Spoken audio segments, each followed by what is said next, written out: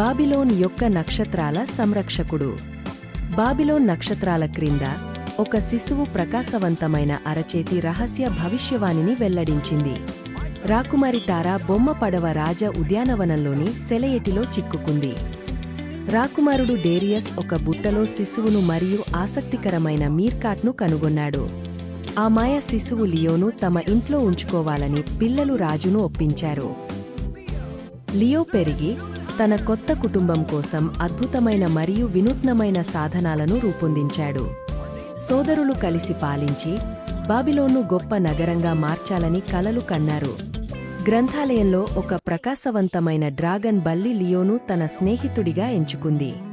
Leo తనలాగే ప్రకాశించే చేతులు కలిగిన ప్రజల గురించి చెప్పే రహస్య స్క్రోలును కనుగొన్నాడు.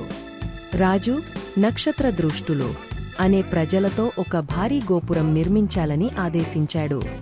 లియో అలసిపోయిన కార్మికులను చూచి ధైర్యశాలి అయిన లూనా అనే అమ్మాయిని కలిశాడు. మీర్కాట్ పిప్ప ఒక పేస్ట్రీని దొంగలించి నిర్మాణ స్థలానికి పరుగెత్తింది. పిప్పాను వెంబడించిన లియో దొంగలించిన పేస్ట్రీని పంచుకుంటున్న లూనాను కలిశాడు. లూనా లియోకు అతనిలాంటి ప్రజలను చూపించే పురాతన గుహాచిత్రాలను చూపించింది.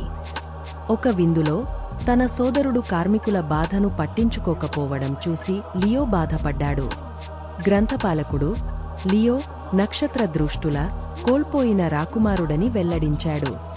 తారా ఈ సత్యాన్ని రహస్యంగా విని తన సోదరుని కోసం హృదయం కలత చెందింది.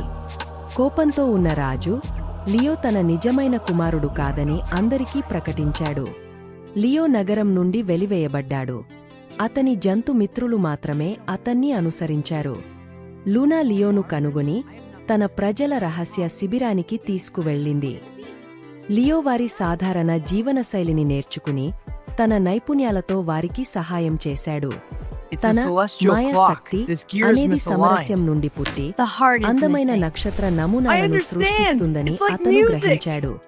తారా రహస్యంగా వచ్చి లియో పనిముట్లను తీసుకువచ్చి ఎప్పటికీ అతని సోదరిగా ఉంటానని మాటిచ్చింది. రాకుమారుడు డేరియస్ గోపురం ప్రమాదాన్ని గుర్తించి తన సోదరుడిని తీవ్రంగా మిస్ అయ్యాడు. భయంకరమైన తుఫాను రావడంతో బలహీనంగా నిర్మించిన గోపురం పగుళ్లు వచ్చి కూలిపోవడం మొదలైంది. ఒక భారీ రాయి పిల్లలపై పడబోతుండగా డేరియస్ వారిని కాపాడేందుకు పరుగెత్తాడు. లియో గ్లైడర్పై వచ్చి పడుతున్న రాయిని తెలివిగా మళ్లించి అందరినీ రక్షించాడు. సోదరులు మళ్లీ కలుసుకుని నిజమైన గొప్పతనం భవనాల్లో కాదు, ప్రజలకు సహాయం చేయడంలోనే ఉందని తెలుసుకున్నారు. అందరూ చేతులు కలిపి కూలిపోతున్న గోపురాన్ని నిలిపేందుకు నక్షత్రకాంతి వలయాన్ని నిర్మించారు. రాజు ఈ అద్భుత రక్షణను చూసి తన తప్పులపై లోతైన పశ్చాత్తాపం వ్యక్తం చేశాడు. రాజు నక్షత్ర దృష్టుల ప్రజలను విముక్తి చేసి లియోను క్షమాపణ కోరాడు. అందరూ కలిసి మాయాజాలం మరియు తెలివైన ఇంజనీరింగ్తో నక్షత్రాల క్రింద సంబరాలు జరుపుకున్నారు.